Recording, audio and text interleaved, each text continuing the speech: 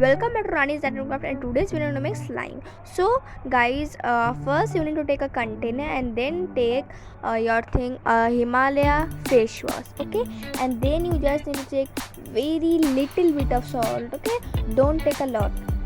Yes, don't take a lot of salt, just take little bit of salt, then mix them, and then you will take any color. So we are using red color, okay.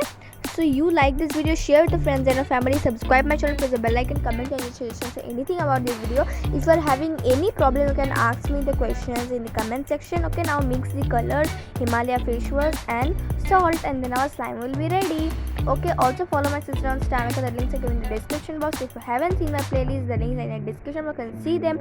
And also guys, after 1,000 subscribers, I will be doing a festival video. So bye, thanks for watching, thanks for everyone's support. Please subscribe, like, share and comment.